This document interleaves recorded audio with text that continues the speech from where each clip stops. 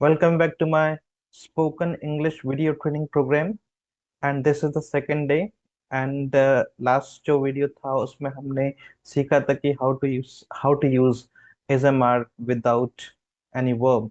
बिना वर्ब के हम इजएमआर का यूज कैसे करते हैं and how to frame sentences with the help of is am are. और इजएमआर से हम सेंटेंसेस को कैसे फ्रेम करते हैं specially in spoken English. And this is also the same in written English as well. और आज हम जो सीखने जा रहे हैं that is past tense, the use of was and verb without verb. जो आज हम सीखने जा रहे हैं वो क्या है, वॉज और वर्ब का यूज करना without helping verb. I mean without verb, was verb they are itself, they are themselves the helping verb, वो अपने आप में ही हेल्पिंग वर्ब होते हैं। सो दे such kind of structures will have no verb at all। इस तरह के जो स्ट्रक्चर्स हैं उनमें कोई वर्ब नहीं होगी। So without any further delay, let me start the video training program. So wait for a while. Let me share the screen.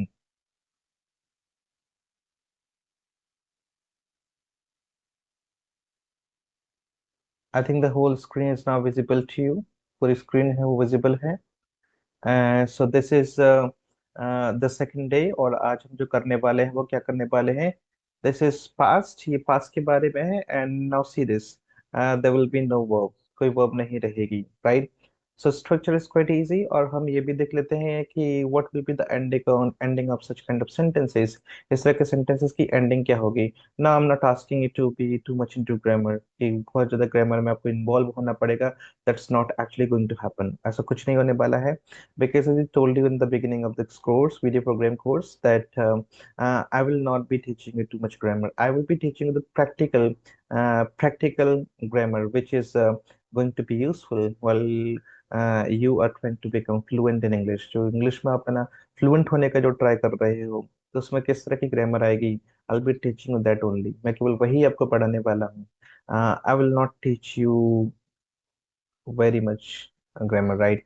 So only which is functional and which is going to help you become fluent, right? So इसमें पहले structure को देख लेते हैं। Let's see what will be the ending. Ending क्या रहेगा, जो sentence रहेंगे वो इस टाइप की एंडिंग रहेगी उनके, था, ती, या फिर थे।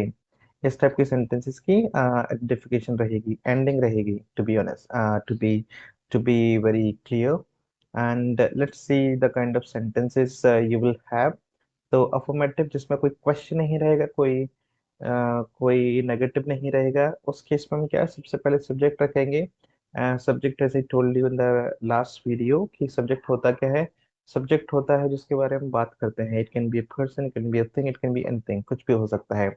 And on the basis of the subject we'll use either was or verb। किसके बेसिस पे हम सब्जेक्ट के बेसिस पे या तो was का यूज करेंगे या फिर हम verb का यूज करेंगे उसके उसके बाद में। देन विल कम ऑब्जेक्ट, उसके बाद में क्या आएगा, ऑब्जेक्ट आएगा। अगर सेंटेंस अगर नेगेटिव है, उसमें नॉट आ रहा है, तो हम पहले सबसे पहले क्या सब्जेक्ट रखेंगे। देन उसके बाद में was या verb आ जाएगा। ये देन उसके बाद में नॉट आ जाएगा, देन ऑब्जेक्ट आ जाएगा। इसके अलावा if you go for shortened forms of you know like helping verb and then negative, right? So इसमें subject plus wasn't या फिर weren't आ जाएगा, then object आ जाएगा।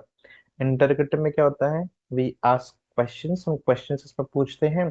और जब क्वेश्चन पूछते हैं तो इंग्लिश में जनरली क्या होता है, हेल्पिंग वर्ब पहले आती है। सो सी दिस वन, इसमें जो इंटरगेटिव है, this this is interrogative sentence. और इसमें जो सबसे पहले वो आ रहा है वो क्या हेल्पिंग वर्ब आ रही है, वर्ब या verb, depends on the subject, subject पर डिपेंड करता है। देन इसके बाद में सब्जेक्ट आएगा, देन ऑब्जेक्ट आ जाएगा, question mark if you are writing. And spoken में you don't have to be concern about this particular thing because spoken में ऐसा हमें कुछ ध्यान नहीं देना पड़ता है। इंटरोगेटिव प्लस नेगेटिव की बात करते हैं।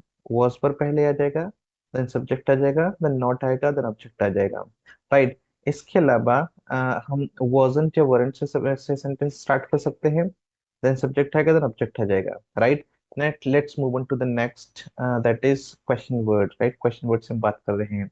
व्हेन, वेयर, व्हाई, इन सभी से अगर क्वेश्चन, इन सभी से अगर सेंटेंस स्टार्ट होता है तो उसको हम क्वेश्चन वर्ड वाला बोलते हैं। और सबसे पहले क्वेश्चन वर्ड आता है, जैसे व्हेन आ गया, व्हाई आ गया, राइट, हाउ आ गया, तो ये क्वेश्चन पहले आ जाता है, क्वेश्चन वर्ड पहले आ जाता है।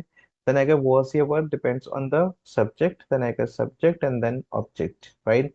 अब क्वेश्चन वर्ड प्लस नेगेटिव आ रहा है, तो हम क्वेश्चन वर्ड से स्टार्ट करेंगे। वॉज एवर आएगा, देन सब्जेक्ट आएगा, देन उसके बाद में नेगेटिव आएगा, देन ऑब्जेक्ट आ जाएगा। और अगर इसके अलावा there is one more variant, that is question word पहले आ जाएगा, देन wasn't या weren't आ जाएगा। In case the sentence is question word plus negative, then subject आएगा, देन ऑब्जेक्ट आ जाएगा। Now see, we must now focus on कि हम वॉज का यूज हम कहाँ पे करते हैं और वर का यूज हम कहाँ पे करते हैं। तो वॉज का यूज होता है आई के साथ में, ही के साथ में, शी के साथ में, इट के साथ में, दिस के साथ में, दैट के साथ में, और एनी नेम। उसके साथ हम किसका यूज करते हैं, वॉज का यूज करते हैं। देन ऑल द सिंगुलर्स, जो भी सिंगुलर्स होते हैं हम वॉज का यूज करते हैं। देन वर का यूज हम कहाँ पे करते हैं, वी के साथ में, यू के साथ में, दे के साथ में, दीज के साथ में, दोस्त के साथ में, एंड ऑल द प्लूरल्स, जितने भी प्लूरल्स होते हैं हम वर्ड का यूज करते हैं। Now let's move on to the examples. Examples को हम देखते हैं, then we will go for with practice. So examples में सी दिस, इसमें लिखा हुआ है वो बहुत गुस्से में था। नाउ सी, इंग्लिश में वो को क्या बोलते हैं, क्योंकि था लिखा हुआ, थी नहीं लिखा हुआ, so we know that male is being talked about, किसी हम मेल की बात कर रहे हैं, राइट। सो उसको इंग्लिश में क्या बोलते हैं, ही बोलते हैं। ही के साथ में क्या आता है, ठीक है, आ रहा है तो हम वॉज ओवर का यूज करेंगे, तो वॉज आ गया, right. And was, wait for a point, was, so बहुत गुस्से में था, so he was really angry, and he was really mad, or he was very angry, he was very he was very annoyed, कुछ भी आप बोल सकते हो, it's all up to you. Next one is, the customer बहुत ही बदतमीज था, सो हम क्या बोलेंगे, the customer was pretty rude. The customer, it's singular, the was आ गया, the customer was pretty rude, और क्वाइट रूड भी बोल सकते हैं। नेक्स्ट इज, सोफा बहुत ही कंफर्टेबल था। So what was comfortable? Sofa. So we'll start with the sofa. It is singular, so was क्या था, very comfortable. So you must know this that what we're talking about, we're talking about sofa. हमने sofa को पहले रखा, and accordingly हम क्या use कर रहे हैं, helping verb का use कर रहे हैं। So ये this is singular, तो was आएगा, and it was very comfortable. So the sofa was very comfortable. Next one is, उसका फोन बंद था। So what was off और what was switched off, क्या क्या बंद था, उसका फोन। So his phone, हर फोन भी कर सकते हैं, right. So his phone was, singular है तो was, या तो हम लोग बोल सकते हैं his phone was off, या फिर his phone was switched off, दोनों में से हम कुछ भी बोल सकते हैं। लिफ्ट खराब थी, so what was out of order, lift. तो हमको या तो इसको लिफ्ट भी बोल सकते हैं, then you can also say elevator. The lift was out of order, out of order, ये आउट ऑफ ऑर्डर आएगा इसमें, वर्क जो लिखा हुआ है, so out of order, lift was out of order, right. So wait for a while, lift was out of order, right. So खराब थी। Next, ठीक है, नेक्स्ट इज, उसकी बहुत बढ़िया परफॉर्मेंस थी, उसकी परफॉर्मेंस बहुत बढ़िया थी, बहुत अच्छी थी। So you can say this sentence it's one in different ways, काफी डिफरेंट वेज में बोल सकते हैं, but I rated this sentence, his performance, उसकी क्या अच्छी थी performance, so his performance was incredible. His performance was incredible. His performance was very good. His performance was, uh, you can say, his performance was, uh, you can go with any word, right? बहुत सारे words होते हैं, so I've chosen this particular one.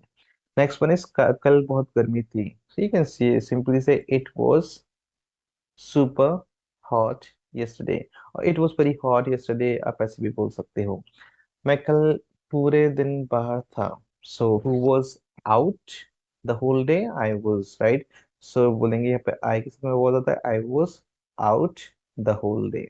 you can also say I was out whole day, I was out all day भी बोल सकते हो।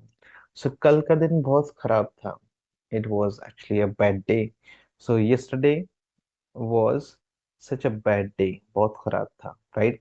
मैं कल छुट्टी पर था, मतलब मैं कहीं कल, I didn't go to my office, so I will simply say yesterday, sorry, I was off work, कल काम पर नहीं था, so I was off work yesterday, right।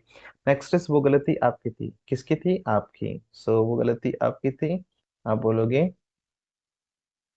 That was your fault, या तो हम ऐसे बोल सकते हैं दैट वॉज योर फॉल्ट, या फिर that was totally your mistake, हम ऐसे भी बोल सकते हैं that was your fault, that was all your fault, because वो पूरी आपकी रहती थी इसलिए ऑल लगाया हुआ है, so that was all your fault and that was totally your mistake. Next one is उसका मूड बहुत खराब था, तो हमने क्या लिखा है इसमें, he was in a cranky mood, because उसका था, सो ही वॉज आ जाएगा, इन अ क्रैंकी मूड मतलब खराब मूड में था, और he was in a bad mood, खराब था उसका mood, right. Next next is मैं काम में डूबा हुआ, means I am completely busy, so हम क्या बोलेंगे, I was swamped with work, so it's a nice word, it's a cool word, so I was swamped with work. Next is वो cycle आपकी नहीं थी, मतलब वो साइकिल आपकी नहीं थी, सिंपल सा है। इसको दो तरह से हम बोल सकते हैं, that was not your cycle, that was not your cycle, bicycle भी बोल सकते हैं, and that cycle wasn't yours, वो आपकी नहीं थी, so you we can say this sentence in two ways. Next one is उसको बहुत ज्यादा दर्द था, so we can say he was in unbearable pain, मतलब he was not able to bear that pain, so he was in unbearable pain, he was in intolerable pain, और he was in severe pain, we can go with any, हम कुछ भी बोल सकते हैं। Next one is उसके पास शब्द नहीं थे, he was speechless, he was speechless, right, शब्द नहीं थे मतलब he was speechless, he was sparing for words and he was at a loss for words, हमें ये भी बोल सकते हैं, he was at a loss for words, he was speechless and he was sparing for words, right। so वो बहुत चिड़चिड़ा रहा था, so हम क्या बोलेंगे, he was in a really bad mood, or he was in a really bad mood, उसका mood ठीक नहीं था। मूवी देखने लायक थी, so the movie was worth seeing, कोई कुछ लायक होता तो worth लगाते हैं, उस पर कुछ होता है आईएनजी फॉर्म आती है, so the movie was worth watching। उसका दिल टूट गया था, मतलब वो अंदर से टूट चुका था, मतलब उसका दिल पूरी तरह से टूट टूट गया था, so he was completely heart broken, मतलब जो बहुत ज्यादा सैड हो गया तो हार्ट ब्रोकन होता है, so he was completely heart broken. Bus late थी, this is quite easy, the bus was late. Next is वहाँ बहुत लोग थे, so because it's a particular place, right, so we'll start with there, so there, because people is a plural, so there were tons of people, there were lots of people, there were many people, you can go with any, right, कुछ भी use कर सकते हो। Next is वो busy था, who was busy, he was busy, so he was super busy, मतलब बहुत ज्यादा बिजी था, he was very busy, he was super busy, he was incredibly busy, कुछ भी कर सकते हो। वो वहाँ क्यों था, so it's a question, why से स्टार्ट करेंगे, was क्यों आएगा, because we're talking about him, उसकी बात करें सिंगुलर है, why was he there, question mark आ जाएगा, why was he there। Next one is वो बैग बहुत एक्सपेंसिव था, मतलब बहुत खर्चीला था, वो बहुत महंगा था, सॉरी, सिंपली सिंपल वर्ड्स, वो बैग बहुत महंगा था, तो हम क्या बोलेंगे, will simply say bag that bag, क्योंकि हम ये बैग नहीं बोल रहे हैं, हम वो बैग बोल रहे हैं, सो दैट का यूज करेंगे। That bag was way too, मतलब बहुत ज्यादा, that bag was way too expensive, way too pricey, कुछ भी बोल सकते हैं।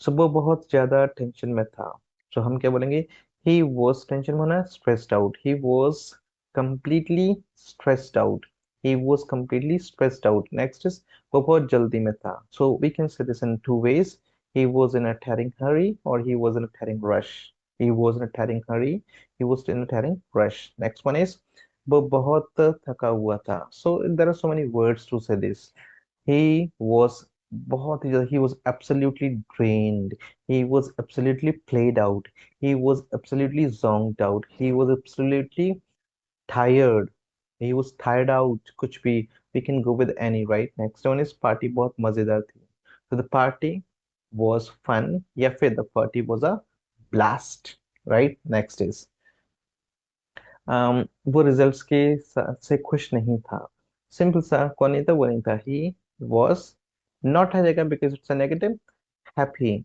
किस चीज से खुश नहीं था, with the results, he was not happy with the results. Next one is book books library में नहीं थी, so what was not there in the library, books, so the books plural है तो वर आ जाएगा, नॉट इन द लाइब्रेरी, कहाँ पर नहीं थी, लाइब्रेरी में नहीं थी। नेक्स्ट वन इज वो प्रेजेंटेशन के लिए रेडी नहीं थी, who was not ready, she was not ready, so she was not ready किस चीज के लिए, for the presentation। Next one is मौसम आउटडोर एक्टिविटीज के लिए सुटेबल नहीं था। What was not good, what was not suitable for the outdoor activities, the weather. हम वेदर से स्टार्ट करेंगे। The weather was not suitable, नहीं था किस चीज के लिए, for outdoor activities.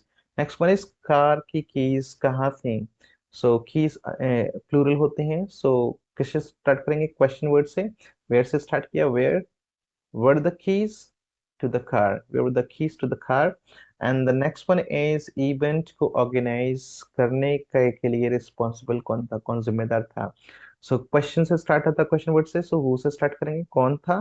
who singular है तो who was क्या responsible किस चीज के लिए, for organizing the event, event को organize करने के लिए responsible कौन था, right? So this is how you are to frame the sentences with the help of this rule। और इस रूल के साथ में आपको इस तरह से सेंटेंसेस को फ्रेम करना है। It's going to be super easy, and काफी इजी है। You have to keep the whole structure in mind, and then you will be framing the sentences accordingly. और इसी के साथ से है ना, उसके हिसाब से आप सेंटेंसेस को फ्रेम करने वाले हो। It's quite easy, just learn it, and the whole structure should be there in your mind while you're speaking. And the easiest way to keep such kind of rules in your mind and to be able to frame sentences with them is to start practicing with them। उनके साथ practice आप जितना करोगे, you'll be able to, if you can master the rule, then you can easily frame the sentences and you'll not go wrong while speaking, while writing। और आप speaking करने में, आप बोलने में, आप लिखने में कभी भी गलत नहीं होगे। So this is what you gonna do, आपको ये करना है। And then once you have done it, then it's quite easy. It's gonna be easy for you to start speaking with it। and वो master कैसे करना है, with regular practice। so you have to keep practicing to master such structures, and then you'll see changes in your spoken English, right? so in this video, it is enough, especially in this video, and I'll come up with the next video. Till then, take care.